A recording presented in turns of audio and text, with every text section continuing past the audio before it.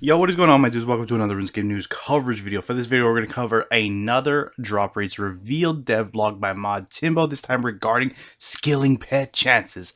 So let's get it.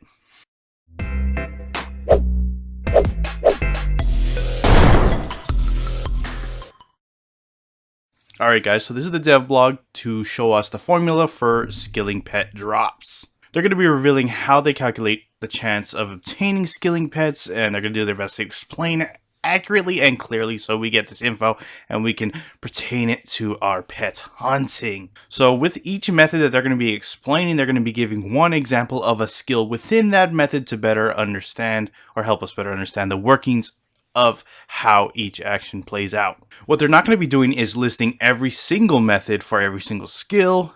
And the only cases where they explicitly prohibit skilling pets from being obtained are things like, temporary events and treasure hunter items such as protean items and dummies. Although, keep it in mind that there are some exceptions to this rule, such as the Christmas events this year actually does give skilling pets. So, there's kind of like some arbitrary leeway there, so keep that in mind. Anyways, moving forward, how do skill pets work? So there's basically two methods of awarding skill pets. There's a time-based method as well as an XP-based method. The skills that fall under the time-based method are agility, divination, fire-making, fishing, hunter, mining, thieving, and wood cutting. The skills that fall under the XP-based method are construction, cooking, crafting, dungeoneering, farming, fletching, herblore, invention, runecrafting, and smithing. So, let us talk first about the timed-based method. So basically, as it sounds, these skills are based on the method of how much time it takes you to do something within that skill, rather than the amount of XP you're getting. The way they do this is they measure it in server cycles or ticks. For example, they give is when you're cutting ivy, it always takes you 4 ticks for you to attempt to chop the ivy. So your time value in the formula would be 4 for woodcutting on ivy. They then take that time value and multiply it by your virtual level in the skill, then divide it by 50 million. If you have 200 million XP total in that skill, we add a flat 50 to your virtual level whilst doing the calculation. For example, with woodcutting and ivy at level 99 would then continue to be 4 times 99 divided by 50 million, which equals 99 by 12,500,000 chance every time you swing your hatchet at ivy with a rune hatchet at level 99. So that's basically how it works, but there is a difference, and that is with agility, and specifically agility courses. Skilling pets are not rolled for every individual step within that agility course, but instead only possible to be obtained while completing a lap. So only on that final step do you have a chance for agility pets when on agility courses.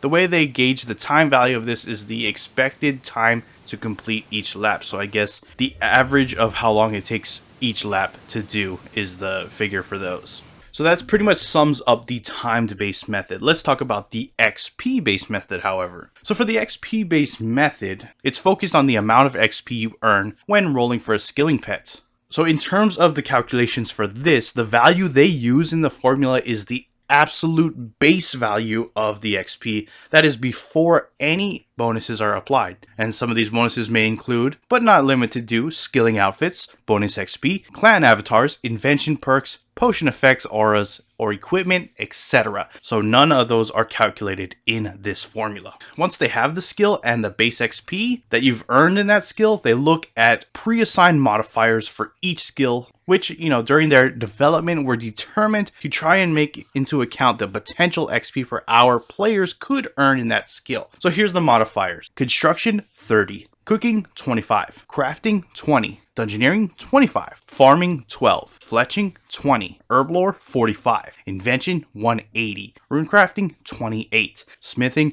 20. So once they then have the skill, the base XP you've earned with that right modifier I just talked about, then you can look at the formula. So what they do is they divide the base XP by that modifier, then multiply it by your virtual level. This time we add 200 if you have 200 mil XP in the skill for XP based methods. to get your chance out of 50 million. So here's what I'd get if I had 200 million in construction and had just built a mahogany table. 840, which is the XP, divided by 30, which is the modifier, multiplied by 120 virtual level, plus the 200 for having 200 mil, divided by 50 million, equals 14 by 78,125 chance when constructing a mahogany table at 200 mil XP in construction.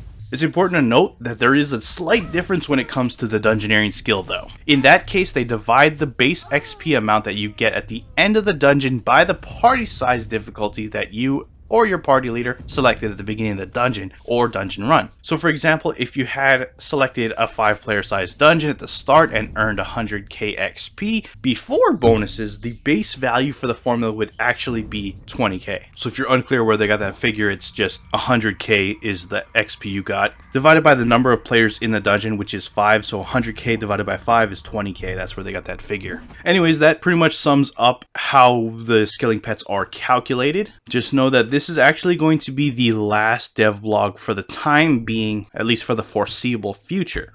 They've gone through bosses, a lot of Slayer creatures, and some random oddities from here and there throughout the game over the past months, which I have covered on my channel. So if you want to check them out, I suggest you go check out those other ones if you happen to be curious about any of the bosses in the game, Slayer creatures, and like I said, other random things. Hopefully this, gives you some good insight and you can really apply it to your hunting for those pets. However, if you guys do want more things requested in terms of revealing drop rates, then tweet at Timbo or, post on Reddit. Let your voice be known that you want certain things to be revealed, and they will gladly bring back this series if enough things are requested and they have enough of the community really wanting it to make a return. So don't worry, this doesn't mean necessarily the end of drop rates revealed. It just means it for the foreseeable future right now. Anyways, that's it from Mod Timbo and the RuneScape team. If you enjoyed the video, guys, hit that like button. If you are not subscribed yet and you want to stay up to date on all things RuneScape related, then hit that subscribe button. Anyways, I appreciate you guys watching. I am out. Peace.